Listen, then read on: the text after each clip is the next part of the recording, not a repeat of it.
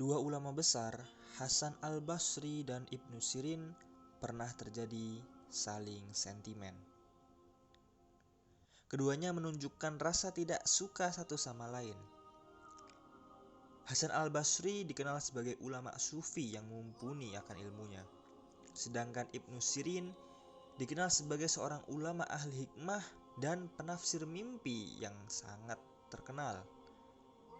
Konon keduanya sempat tidak pernah saling menyapa.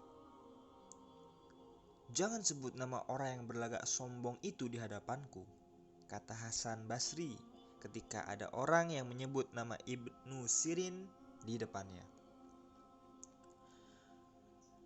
Jadi ada suatu kisah yang cukup unik antara kedua orang ini ketika mereka sedang saling bersentimen. Suatu hari Hasan al-Basri ini bermimpi, dan mimpi yang dialaminya itu cukup aneh. Ia seolah-olah bertelanjang di sebuah kandang binatang sambil membuat tongkat. Saat bangun, Hasan Basri kemudian bingung. Ia termenung.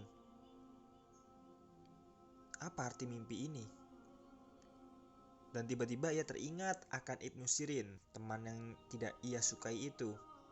Karena Ibnu Sirin adalah ahli mimpi, ahli tafsir mimpi, Hasan Basri pun sangat ingin bertemu dengan dia dan mempertanyakan mimpinya itu.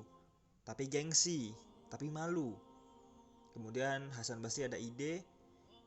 Ia menemui teman dekatnya yang lain dan ia menyuruh temannya itu untuk bertanya kepada Ibnu Sirin perihal mimpinya. "Coba temui Ibnu Sirin dan ceritakan seakan-akan kamu sendiri yang mengalaminya," ucap Hasan Basri.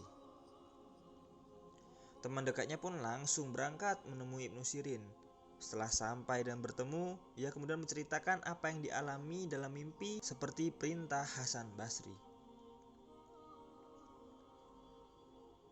Namun, apa yang didengar dari Ibnu Sirin itu membuat si temannya ini kaget.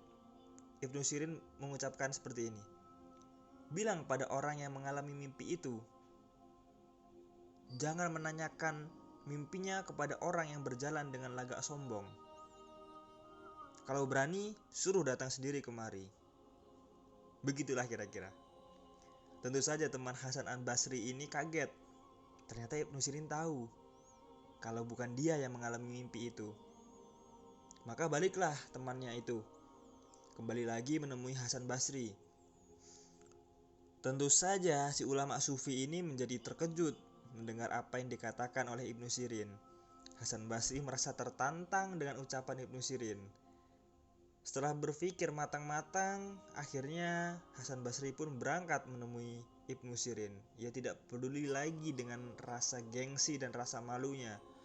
Pokoknya berangkat saat itu juga, ditemani oleh temannya.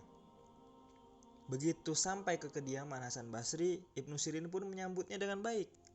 Setelah saling mengucap salam, saling berjabat tangan, mereka pun kemudian langsung duduk. Meskipun berjauhan duduknya, suasana pun sudah tidaklah cair dan sudah berubah menjadi kembali tegang. "Sudahlah, tidak usah basa-basi ya. Langsung saja, aku sangat bingung dengan mimpiku itu. Bagaimana tafsirannya?" ucap Hasan Basri to the point. "Jangan bingung," kata Ibnu Sirin. "Telanjang dalam mimpimu itu adalah ketelanjangan dunia. Artinya engkau sama sekali tidak bergantung padanya. Karena engkau memang orang yang sangat zuhud. Semua orang tahu itu. Kandang binatang adalah lambang dari dunia yang fana itu sendiri. Engkau telah melihat dengan jelas keadaan yang sebenarnya.